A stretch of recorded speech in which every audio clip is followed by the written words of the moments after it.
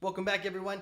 This time we're going to be speaking about local and global variables and where they're accessible. So right now we just have a very simple function. This is function greet. We're going to console log a hello. We can just show that by doing node main.js. You're already probably pretty comfortable with this. So what we're going to do now is we'll create another function and we'll just have it called names. And within there, we're going to have, let's say, let your name equal names, and then over here we'll just say let last names equal lasts. It's not so important what they actually have right now. The point is that if you want to access the data within this function, the function names, and you have let your name equals names and let last names equal last, this is a local variable. It only exists, and that data is accessible only to the function itself. It is only within the confines of here. You can't create another function or go up here and say, hey, we actually want to console.log. We want to do console.log, and we want to put your name, right? We want to put that up there. And that way, because we have your name, we want to console.log the name, so we're going to call it greet, right? So it's right here, and we'll just be like, hey, we want to, I'll move it down here so it looks even clearer. Now we have these names, and now we have greet, and so we're going to say hello, and then we want to call greet, and it's going to print out, in theory, it would print out the name, right? But because it's a local variable, it won't. It actually has no idea what your name is, because that information was saved, or it's right here in this local variable. If you instead had a global variable, and you just called it, we could just say const all names equals everyone, right?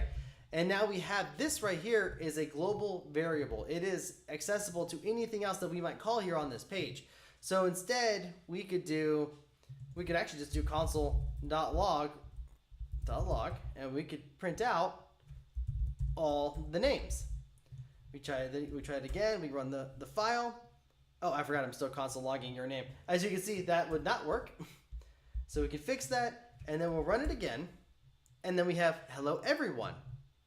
So that is because this was created outside the confines of these curly brackets. Think of it that way. If it's within these curly brackets, it is a local variable. Within this function is where these variables live and die.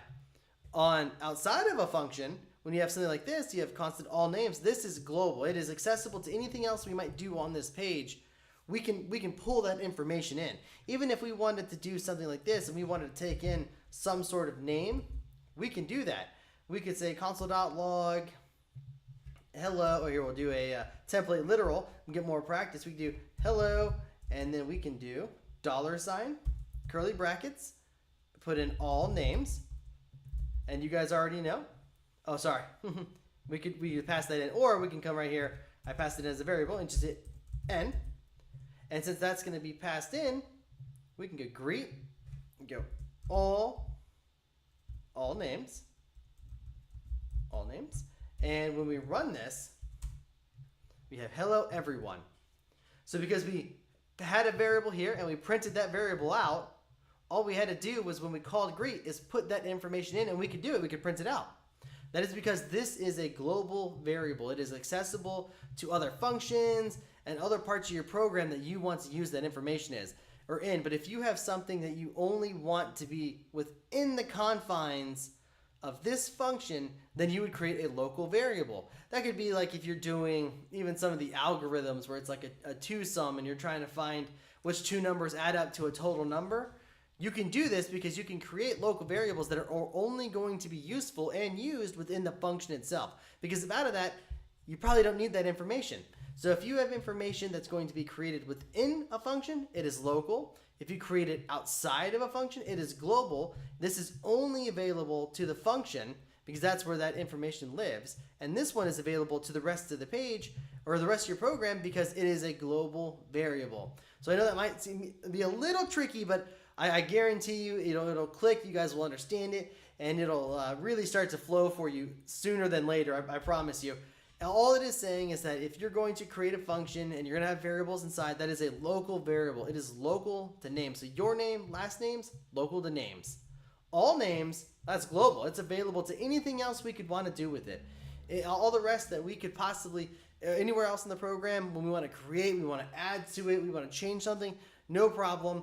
You can have that data available. You'll only use global variables when you want to use it in other parts of the program. If you're going to use it specifically just to put right here, and then you're going to, hey, console.log all names within here, well, you could probably just leave it as a local variable then, since it won't be, you won't need to access it anywhere else.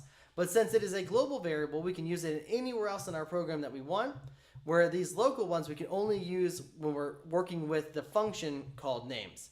I hope that clicks for you. Like I said, you'll get it as we go. And I thanks so much for hanging in there, and we'll see you in the next one.